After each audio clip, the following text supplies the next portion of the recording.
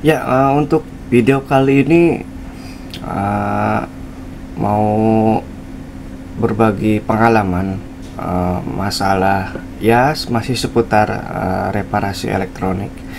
Eh, jadi semalam ya saya malam tadi. Jadi saya lagi ngerjain motherboard PC ya, motherboard komputer. Itu motherboard merek Asus, model H510M strip K ya, revisi 1.0. Ya, dia tuh keluhannya itu kasusnya itu dia nggak bisa nyimpan BIOS. Jadi kasusnya itu agak unik. Maksudnya itu kerusakannya ya, yang saya bilang unik itu. Jadi kerusakannya itu kalau kita setting BIOS, pengaturan BIOS kita rubah sesuai keinginan kita, kita simpan, oke. Terus habis disimpan kita off-kan atau shutdown komputer itu, terus dilepas colokan listriknya itu. Jadi kabel listriknya itu dilepas, terus dinyalain lagi, itu BIOSnya itu kereset terus, jadi nggak bisa nyimpan. Biasanya yang kasus kayak gitu kan, pertama ya masalah baterai CMOS kan kosong. Baterai CMOS kosong, nggak ada isi lah, udah habis lah si baterai CMOSnya. Oke, saya coba ganti baterai CMOSnya yang baru, malah baru dibuka, dan mereknya juga bagus si baterai CMOSnya itu. Habis diganti baterai CMOSnya tetap gak mau juga. Tapi yang anehnya, kalau si kabel listriknya nggak dicabut waktu kita di shutdown atau dimatikan, itu masih nyimpan. Tapi kalau kabel listriknya dilepas dan baterainya juga bagus, baru saya ganti, itu tetap gak nyimpan. Oke. Jadi kasusnya memang ya biasanya sih kalau ganti baterai CMOS udah kelar gitu kan, karena biasanya penyebab utamanya yaitu baterai CMOS-nya nggak ada atau drop misalkan, atau mau kosong. Ini pun ganti pakai baterai CMOS yang baru pun nggak mau. Oke. Tindakan satu udah saya ganti baterai CMOS, nggak mempan juga. Terus yang kedua, saya cek versi BIOS motherboard itu, ternyata udah istilahnya saya cek sama web resminya itu tetap ada pembaruan. Jadi versi BIOS yang masih terpasang itu beda jauh sama versi yang terbarunya. Jadi saya cek yang terbarunya itu terakhir di update 2 Desember 2023 kalau nggak salah. Sementara yang terpasang versi BIOS yang saya eksekusi itu 2020 kalau nggak salah. Nah, oke. Jadi langkah kedua saya update BIOS. Proses update BIOS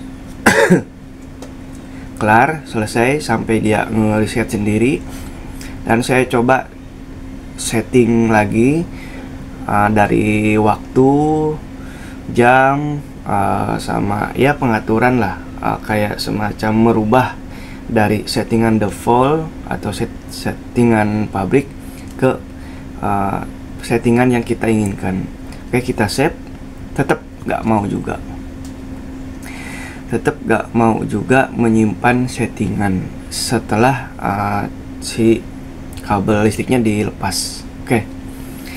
Habis itu mikir, oke, kalau dipikir-pikir, kalau di TV LED kayak TV sub yang sering error itu di masalah ya istilahnya kayak semacam kerusakan data lah. Ya udah, jadi eksekusi flash IC EEPROM-nya. Oke, saya cari ada saya dapat dump file data EEPROM untuk motherboard Asus ini. Oke, saya angkat IC EEPROM-nya, saya flash. Kalau di flash kan istilahnya dihapus dulu semua, dikosongkan, baru diisi lagi data firmware-nya. Dah, saya pasang lagi IC-nya.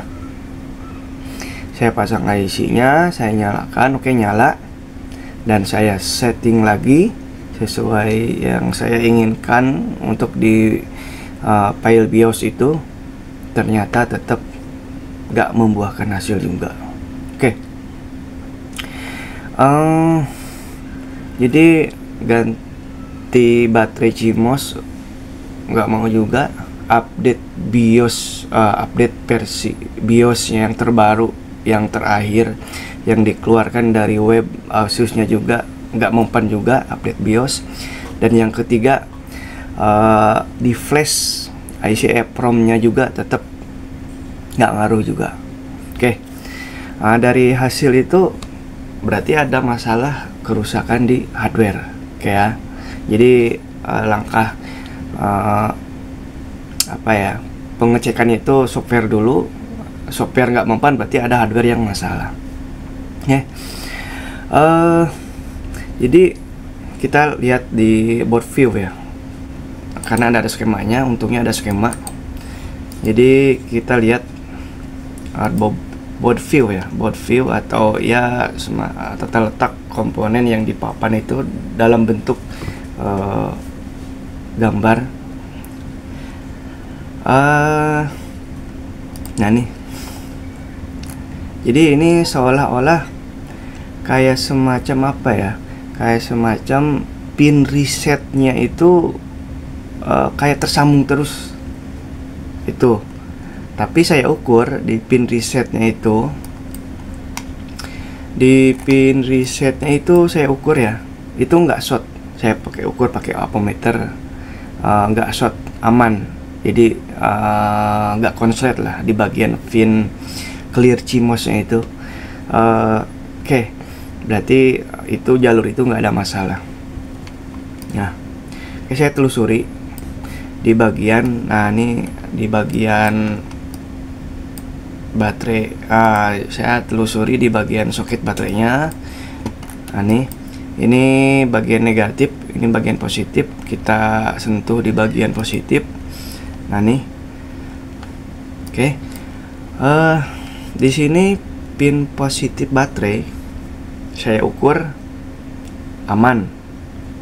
Baterai CMOS-nya saya ukur di bagian soketnya, jadi nggak putus jalur ke papannya itu, karena memang papannya masih mulus. Dan si positif baterainya itu nyambung ke sebuah resistor berukuran 1 kilo R. Oke, ini saya ukur di resistor ini normal masih 3 volt. Namun saya ukur di seberangnya resistor ini yang nyambung ke dioda itu drop. Drop saya ukur 0,4 volt. Oke, berarti udah ada tanda indikasi ada masalah gitu kan di jalur di situ. Oke. Kalau kita lihat di skema ya, ini kan cuman board view itu tata letak komponen kan, nyambungnya kemana-kemana. Kalau kita lihat di skema ya, kita ambil skema laptop lain lah, itu hampir sama karakternya. Nah nih, di sini saya ambil salah satu skema dari Lenovo ya, laptop lah ya, prinsipnya sama lah kalau untuk rangkaian RTC atau CMOS itu. Jadi di soket ini RTC PCC ya, itu nyambung ke sebuah resistor 1 kilo, ini juga sama, dan diumpankan ke dioda yang 3 kaki ini. Oke ya. Uh, dan di kaki nomor 1 dioda ini itu drop. Apalagi di kaki 3 itu nggak ada sama sekali, malah habis sama dioda ini. Oke. Untuk analisa, berarti analisa awal ya berarti ada masalah di jalur pin kaki di dioda itu.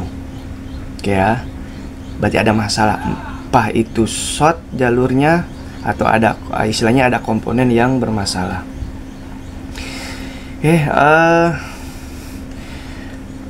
Oke lah, saya lacak lah di jalur 3 ini kemana aja dia larinya. Ya mudah-mudahan sih ada semacam kapasitor yang short. Saya cari-cari, berarti kaki pin 3 di sini ya, di port view-nya Asus itu.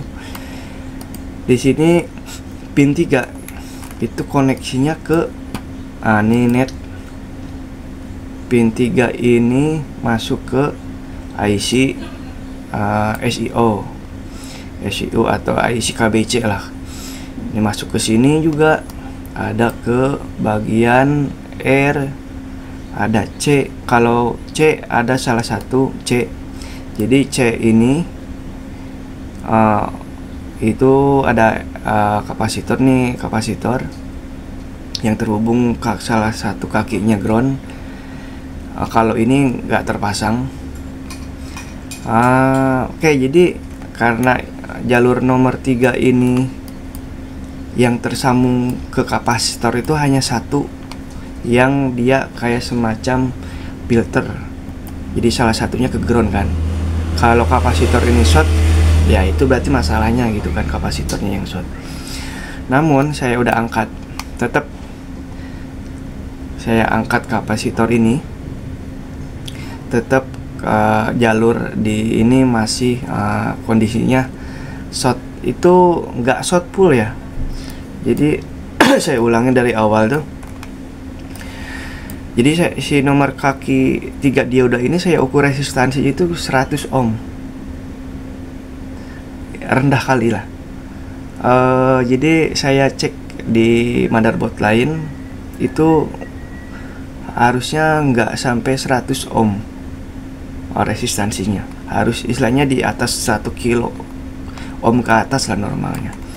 Karena ini 100 ohm sangat rendah, jadi kan ada masalah di jalur.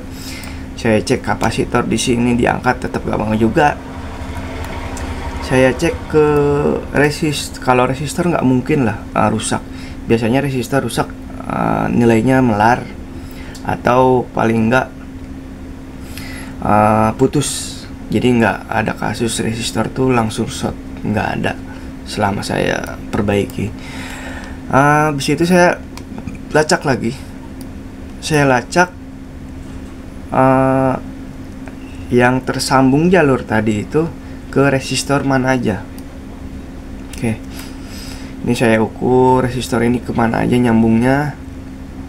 Nah ini saya ukur di sini. Oke, aman. Saya ukur resistor ini. Ini juga saya ngecek resistansinya ya, itu aman juga. Saya cari-cari, ternyata ada salah satu jalur yang short ke ground, betul-betul short ya. Resistansinya itu 0 ohm. Itu dari jalur yang 3 itu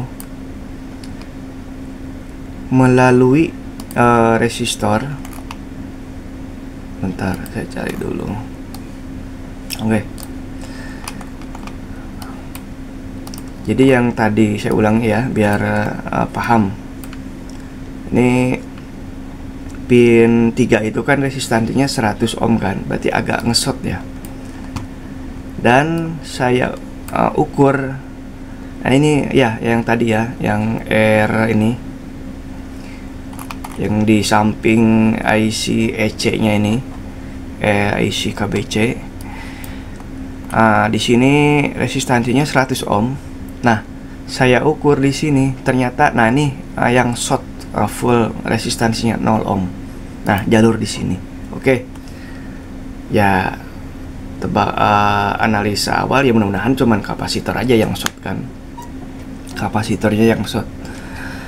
Saya cari cuman 1 biji kapasitor yang terhubung di jalur ini. Nah, tentunya yang di sampingnya dong. Oke. Ini kapasitor saya angkat. Saya angkat kapasitor ini, tetap jalurnya masih short. Berarti masih ada masalah. Nah, ini jalur ini gak boleh short karena ini bagian dari ya RTC tadi kan. Ini terhubung ke IC KBC, terus terhubung ke prosesor.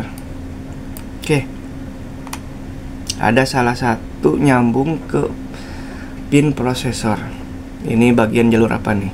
Nah, inilah bisa dilihat di gambar. Oke, saya mikir dong, apa jangan-jangan prosesor masalah? Oke, ya kalau ini mudah dong untuk mendeteksinya. Prosesornya kita angkat aja. Kita angkat aja kan. Dan ternyata saya angkat prosesornya itu dan saya ukur yang tadinya short 0 ohm resistansinya itu jadi normal. Nah, jadi ketemulah penyakit utamanya itu di prosesornya masalah. Saya baru nemu loh kasus kayak gini, kasus yang nggak bisa nyimpan settingan BIOS setelah kabel listriknya dilepas, itu nggak bisa nyimpan, itu gara-gara prosesor. Tapi yang anehnya lagi, kalau si kabel listriknya itu nggak dicabut, istilahnya dimatikan komputer, tapi kabel listriknya nggak dicabut, itu nyimpan dari waktu, jam, tanggal, settingan yang kita rubah apa gitu kan, masih tersimpan selama kabel listriknya tertancap gitu. Tapi kalau udah dilepas ya gitu lagi, kayak di reset CMOS-nya gitu. Nah, oke lah. Jadi saya ada kepikiran gimana kalau pin ini saya tutup aja di prosesor. Jadi dikasih isolasi lah kecil untuk nutupin di prosesornya itu. Saya tutupin di pin prosesornya itu. Prosesor saya pasang untuk memastikan yang nggak konslet lagi di jalur yang saya tadi, yang ini saya ukur aman, nggak short. Oke, saya tes, saya nyalakan komputernya dan akhirnya berhasil. Jadi dari settingan BIOS itu bisa disimpan walau kabel si listriknya itu dicabut. Cuman ada efeknya ternyata. Setelah saya tutup jalur di prosesor yang tadi itu, setiap kali dinyalakan, pertama kali dinyalakan tuh, kalau kita pertama kali dicolokkan ke listrik kabel itu, pas booting awal itu ada keterangan, istilahnya ada prosesor baru yang baru diinstal. Tiap kali gitu aja sih. Itu masih bisa ditolerir lah, masih oke lah, daripada nggak bisa disetting BIOS yang nggak tersimpan. Oke, ini ya masalahnya cara mencari titik permasalahan, mencari komponen yang rusak itu ya makan waktu berjam-jam kasus kayak gini, karena ya kerusakannya nggak nyangka gitu, ternyata prosesornya bermasalah. Oke, saya tes, udah oke, udah aman. Jadi permasalahannya bukan masalah di motherboard, ternyata prosesornya ada kerusakan semacam itu. Ya terus terang, saya baru pertama kali nanganin kasus kayak gini. Oke, mungkin gitu aja video kali ini. Ya mudah-mudahan buat rekan-rekan ada apa ya, titik terang atau jadi ya panduan atau ya semacam saya berbagi pengalaman lah. Jadi ternyata masalah kasus nggak setting BIOS itu ya macem-macem, nggak selamanya juga di motherboardnya yang rusak.